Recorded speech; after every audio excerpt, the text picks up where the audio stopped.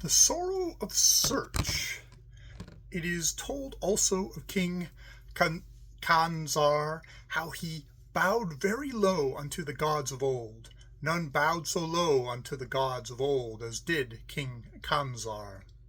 One day the king, returning from the worship of the gods of old, and from bowing before them in the temple of the gods, commanded their prophets to appear before him, saying, I would know somewhat concerning the gods.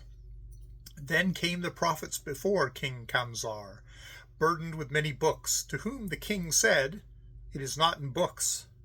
Thereat the prophets departed, bearing away with them 1,000 methods well devised in books, whereby men may gain wisdom of the gods. One alone remained, a master prophet, who had forgotten books, to whom the king said, The gods of old are mighty. And answered the master prophet, Very mighty are the gods of old. Then said the king, There are no gods but the gods of old. And answered the prophet, There are none other. And they two being alone within the palace, the king said, Tell me aught concerning the gods, or men, if aught of the truth be known.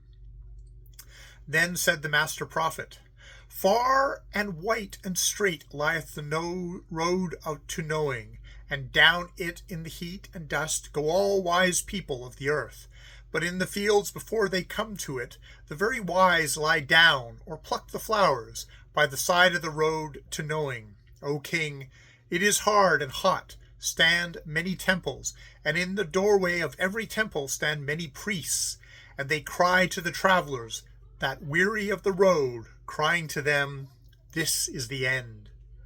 And in the temple are the sounds of music, and from each roof arises the savor of pleasant burning, and all that look at a cool temple, whichever temple they look at, or hear the hidden music, turn in to see whether it be indeed the end. And such as find that their temple is not indeed the end, set forth again upon the dusty road, stopping at each temple as they pass for fear they miss the end, or striving onwards on the road, and see nothing in the dust, till they can walk no longer, and are taken, worn and weary of their journey, into some other temple by a kindly priest, who shall tell them that this also is the end. Neither on that road may a man gain any guiding from his fellows, for only one thing that they say is surely true, when they say, Friend, we can see nothing for the dust. And of the dust that hides the way, much has been there since ever the road began. And some is stirred up by the feet of all that travelled upon it, and more arises from the temple doors. And, O king, it were better for thee, travelling upon that road, to rest when thou hearest one calling, This is the end, with the sounds of music behind him. And if in the dust darkness thou pass by, low and mush, and the pleasant temple of Kanash or Shinath, with his opal smile, or show with his eyes of agate, yet Shiloh and Minarethbet, Gazo and Orumth and Slig are still before thee, and the priests of their temples will not forget to call thee. And, O king, it is told that only one discerned the end and passed by 3,000 temples, and the priests of the last were like the priests of the first, and all said that their temple was at the end of the road, and that the dark of the dust lay over them all, and all were very pleasant, and only the road was weary. And in some were many gods, and in a few only one, and in some the shrine was empty, and all had many priests, and in all the travelers were happy as they rested. And into some his fellow travelers tried to force him, and when he said, I will travel further, many said, This man lies, for the road ends here. And he that travelled to the end hath told that when the thunder was heard upon the road, there arose the sound of the voices of all the priests as far as he could hear, crying, Hearken to Shiloh, hear Mush, lo, Kanash, the voice of Show, Minarethbet is angry, hear the word of Slig. And far away along the road one cried to the traveller that Shinath stirred in his sleep. O king, this is very doleful. It is told that the traveler came at last to the other end, and there was a mighty gulf, and in the darkness at the bottom of the gulf one small god crept, no bigger than a hare, whose voice came crying in the cold, I know not. And beyond the gulf was naught, only the small god crying. And he that travelled to the end fled backwards for a great distance till he came to temples again, and entering one where a priest cried, This is the end, lay down and rested on a couch, where Yush sat silent, carved with an emerald tongue and two great eyes of sapphire, and there many rested and were happy. And an old priest coming from comforting a child came over to that traveller who had seen the end, and said to him, This is Yush, and this is the end of wisdom. And the traveller answered, Yush is very peaceful, and this indeed the end.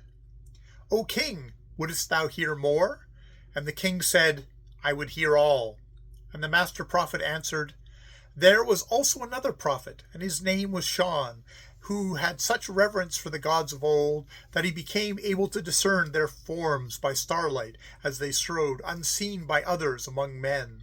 Each night did Srrch discern the forms of the gods, and every day he taught concerning them, till men in Avron knew how the gods appeared all grey against the mountains, and how Srrw was higher than the mountain of Skagdon, and how Skun was smaller, and how Asgul leaned forward as he strode, and how Trudath peered about him with small eyes.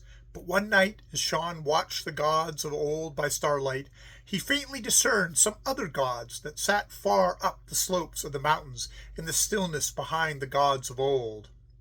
And the next day he hurled his robe away that he wore as Avron's prophet, and said to his people, There be gods greater than the gods of old, 3 gods seen faintly on the hills by starlight, looking on Avron. And Srrch set out and travelled many days, and many people followed him, and every night he saw more clearly the shapes of the 3 gods who sat silent when the gods of old were striding among men. On the higher slopes of the mountain Srrch stopped with all his people, and there they built a city and worshipped the gods, whom only Srrch could see, seated above them on the mountain. And Srrch taught how the gods were like grey streaks of light seen before dawn, and how the gods on the right pointed upwards towards the sky, and how the gods on the left pointed downwards towards the ground, but the god in the middle slept. And in the city Srrch's followers built 3 temples. The one on the right was a temple for the young, and the one on the left a temple for the old, and the third was a temple with the doors closed and barred. Therein none ever entered. One night, as Srrch watched before the 3 gods sitting like pale light against the mountain, he saw on the mountain summit 2 gods that spake together and pointed, mocking the gods of the hill. Only he heard no sound. The next day Srrch set out, and a few followed him to climb the mountain's summit in the cold, to find the gods, who were so great that they mocked at the silent 3. And near the 2 gods they halted and built for themselves huts. Also they built a temple wherein the 2 were carved by the hand of Srrch, with their heads turned towards each other, with mockery on their faces, and their fingers pointing, and beneath them were carved 3 gods of the hill, as actors making sport. None remembered now Asgul, Trudath, Skun, and Srrw, the gods of old. For many years Srrch and his few followers lived in their huts upon the mountain's summit, worshipping gods that mocked. And every night Srrch saw the 2 gods by starlight as they laughed to one another in the silence. And Srrch grew old. One night, as his eyes were turned towards the 2, he saw across the mountains in the distance a great god seated in the plain and looming enormous to the sky, who looked with angry eyes towards the 2 as they sat and mocked. Then said Srrch to his people, the few that had followed him thither, Alas, that we may not rest, but beyond us in the plain sitteth the one true God, and he is wroth with mocking. Let us therefore leave these 2 that sit and mock, and let us find the truth in the worship of that greater God, who even though he kill, shall yet not mock us. But the people answered, Thou hast taken us from many gods, and taught us now to worship gods that mock. And if there is laughter on their faces as we die, lo, thou alonest can see it, and we would rest. But 3 men who had grown old with following followed still. And down the steep mountain on the further side Sean led them, saying, Now we shall surely know. And the 3 old men answered, We shall know indeed, O last of all the prophets. That night the 2 gods, mocking at the worshippers, mocked not at Sean nor his 3 followers, who coming to the plain still travelled on till they came at last to a place where the eyes of Sean that night could closely see the vast form of their god, and beyond them as far as the sky there lay a marsh. There they rested, building such shelters as they could, and said to one another, This is the end, for Sean discerneth that there are no more gods, and before us lieth the marsh, and old age hath come upon us. And since they could not labor to build a temple, Sean carved upon a rock all that he saw by starlight of the great God of the plain, so that if ever others forsook the gods of old because they saw beyond them the greater 3, and should thence come to knowledge of the twain that mocked, and should yet persevere in wisdom till they saw by starlight him whom Sean named the ultimate God, they should still find there upon that the rock that what one had written concerning the end of Srch. For 3 years Sean carved upon the rock, and rising one night from carving, saying, Now is my labour done, saw in the distance 4 greater gods beyond the ultimate God. Proudly in the distance beyond the marsh, these gods were trampling together, taking no heed of the God upon the plain. Then said Sean to his 3 followers, Alas, that we know not yet, for there be gods beyond the marsh. None would follow Sean, for they said that old age must end all quests, and that they would rather wait there in the plain for death than that he should pursue them across the marsh. Then Sean said farewell to his followers, saying, You have followed me well since ever we forsook the gods of old to worship greater gods. Farewell, it may be that your prayers at evening shall avail when you pray to the God of the plain, but I must go onward, for there be gods beyond. So Sean went down into the marsh, and for 3 days struggled through it, and on the 3rd night saw the 4 gods not very far away, yet could not discern their faces. All the next day Sean toiled on to see their faces by starlight, but ere the night came up, or 1 star shone, at set of sun, Sean fell down before the feet of his 4 gods. The stars came out, and the faces of the 4 shone bright and clear, but Sean saw them not, for the labour of toiling and seeing was over for Sean, and lo, they were Asgul, Trurath, Skun, and Rug, the gods of old.